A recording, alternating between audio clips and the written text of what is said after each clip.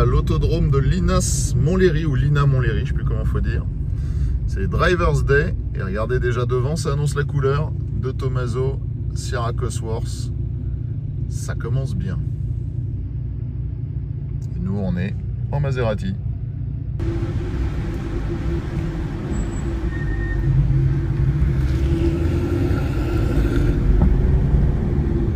Ah oui, le virage est trop bien.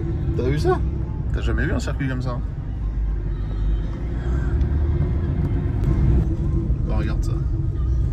Mais il y a une Aston Martin. Là. Il y a plein de voitures très cool. Elle est stylée, hein. Avec des Alpines, il y a des trucs. Ah, ils sont là-bas les copains. Il y a des food trucks.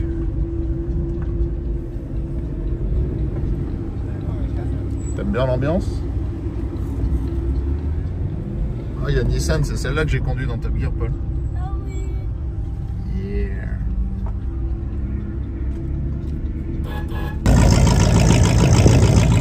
C'est les voitures de course américaines.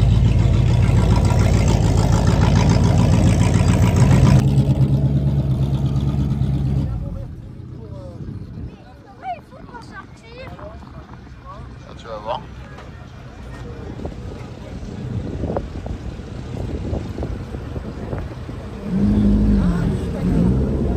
Sors par la fenêtre.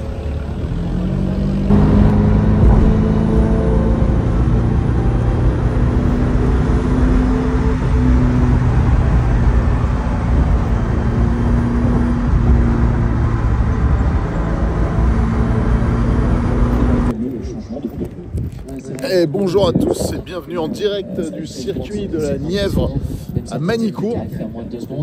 Aujourd'hui pour Red Bull Motormania. Première fois que Red Bull fait cet événement en France. Un circuit plein de stars du 2 et du 4 roues. Et des challenges complètement improbables. Une F1 contre une voiture de rallye. Sébastien Loeb contre Isaac Hadjar. Des trucs de ouf qui vont se passer aujourd'hui. On est dans la fan zone. On va aller en salle de presse. Il y a une petite conférence a priori. Et après on va rentrer dans le vif du sujet.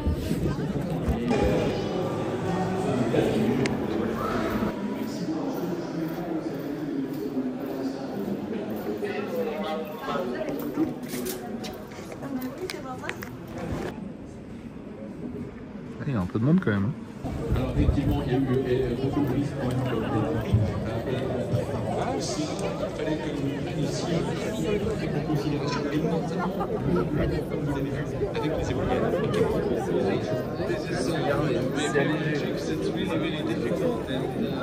Oh pardon, désolé. J'ai pas vu.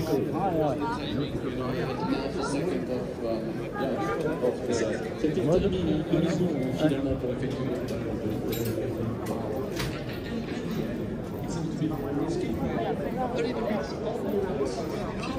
Ah, Lucio.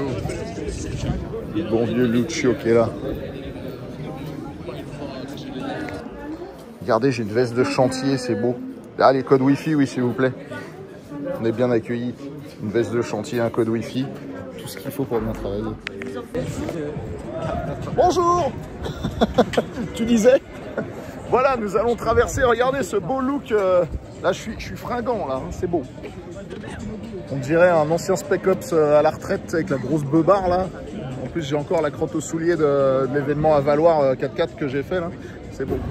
Alors, qui dit événement midi 15, dit grande queue pour la saucisse. Voilà. Il y a 4 stands de bouffe pour 45 000 personnes. J'ai l'impression qu'à Nevers-Manicourt, c'est un peu l'habitude, c'est la tradition. Ah, le parasol, gratuit pour moi. Alors là, on a Opel, là, on a Milwaukee.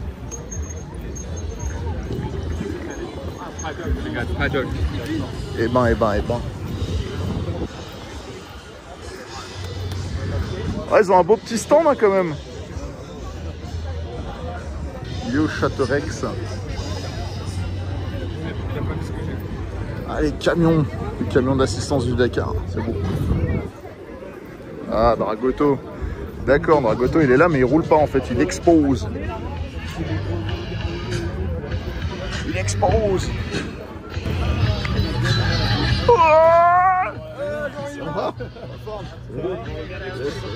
Bon, ça va, mec? Ouais. Je crois que tu roulais. Non, t'exposes juste. Ouais, je roule avec le camion. Ouais, Ah, non, merde. malheureusement, mais on expose. Et moi aussi, j'ai demandé à rouler avec mes caisses de Fast and Furious. Ils m'ont dit non. Parce que Jack, il a demandé il y a une semaine. Ah ça ouais fait 4 mois que je lui en parle du truc. Je dis demande, et il a demandé au dernier moment. Que là, ça aurait été exceptionnel. Ouais, on m'a obligé à porter ma chasuble pour pouvoir aller au bord de la piste, acclamer des gens qui ont des voitures, des grosses voitures. J'y retourne.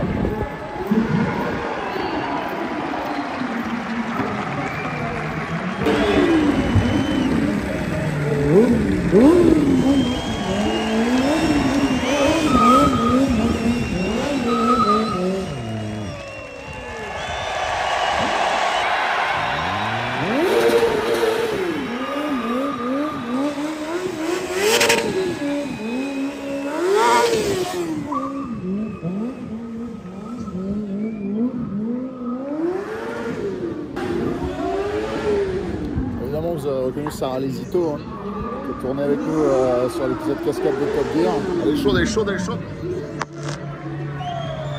Et j'ai tapé la vitre, ça va.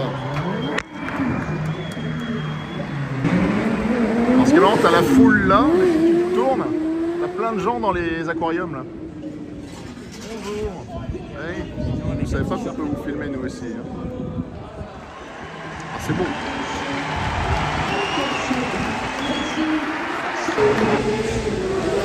Elles sont là, les petites autos de Monsieur Loeb, la 306 Maxi, la 208 T16. Alors ça, franchement, bien joué à lui qu'il ait réussi à la récupérer. J'imagine que c'était dans le deal avec Peugeot quand il a fait Pikes Peak. Et puis il n'a pas changé la déco PTS magnifique. Il y en a une autre au musée Peugeot, mais c'est une Chocard, elle roule pas. Et il y a ça, C4WRC, winneuse de je ne sais plus quelle édition, peut-être 2009, 2010, je ne sais pas. Je sais plus à quel moment il a basculé sur la DS3. En tout cas, il y a de quoi faire. Merci Isaac, merci pour ces quelques mots à la volée d'Isaac Adjar. Mais préparez-vous, parce que lui, il a envie de s'amuser, Isaac Adjar. C'est court, c'est bref, mais on a compris le message. Isaac Adjar qui arrive. Il est là, il enfile les gants.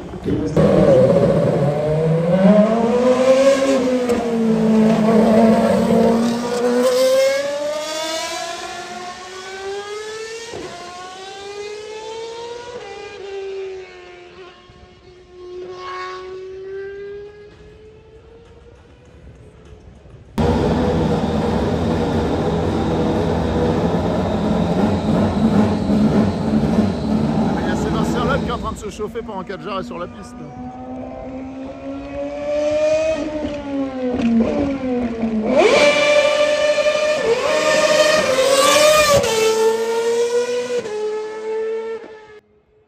Je pensais pas que ça pétait les oreilles comme ça. Oh, je veux des bouchons là. Oh!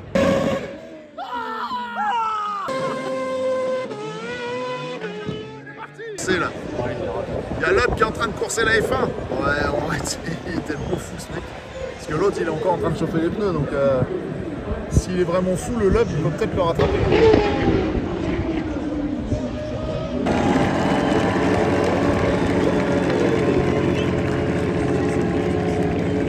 Ils vont faire un départ arrêté là. Ils sont chauds.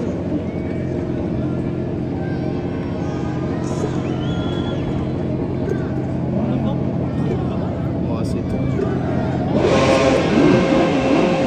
Il faut un vrai départ.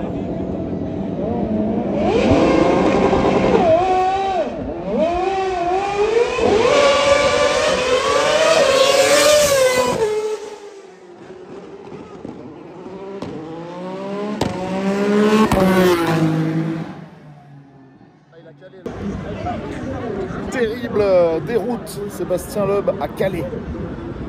Comme quoi, ça arrive même au meilleur.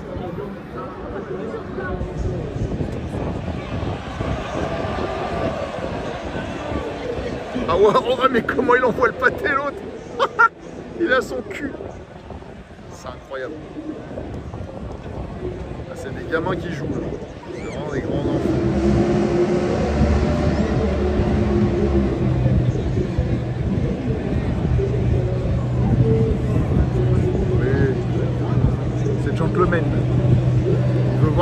vendre quand il est devant.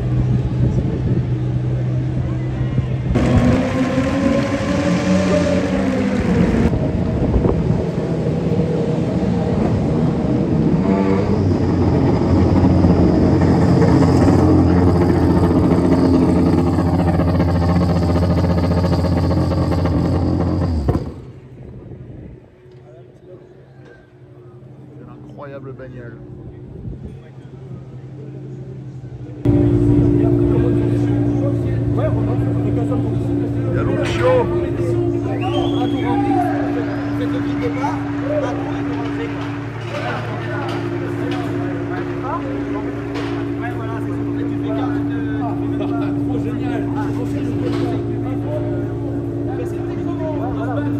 C'est sur ton téléphone. Un peu les rituels qu'on adore. Mesdames et messieurs, d'abord, Sébastien Loeb, s'il vous plaît, en face. Ouais.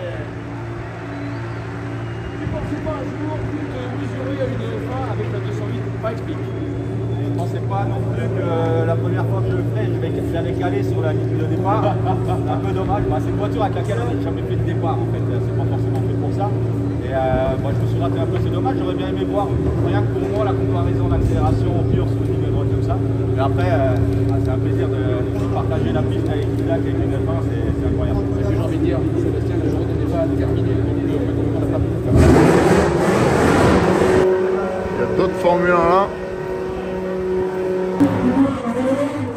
Alors on voit pas qui c'est, hein. Ah si, ça y est. Ah non, on voit plus. Je crois que c'est cet infobar.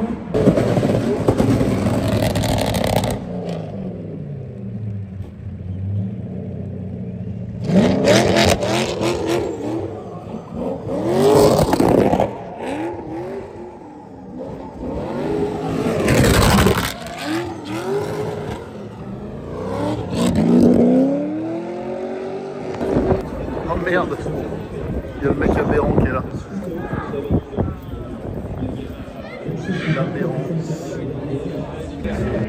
Alors, faut que je vous confesse un truc assez drôle. Là, je suis sur le départ parce que j'ai quand même 4h30 de route pour rentrer en Suisse.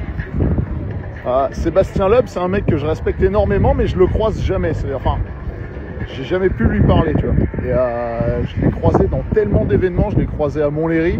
J'étais à 2 cm de lui, je sais pas quoi lui dire. Je l'ai croisé au Dakar. Là, c'était vachement plus intime, tu vois. Au Dakar, sur le bivouac. Il venait de rentrer de sa journée de course. Il avait l'air fatigué et tout. Et je me suis retrouvé à côté de lui dans les chiottes au Dakar.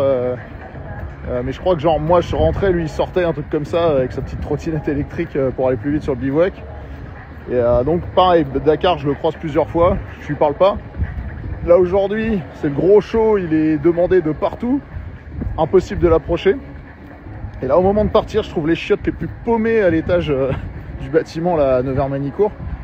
Et là, alors que je suis sur ma piste sautière, tout seul, dans mes pensées, bam, je vois qui rentre, Sébastien Loeb qui vient se foutre à côté de moi, parce qu'il n'y a que 2 chiottes.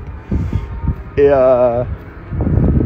tu sais, c'est ces moments gênants, t'es en train de pisser, t'es dans ton truc, t'as un mec à côté, puis il me fait, ah, c'est le bordel hein, quand même.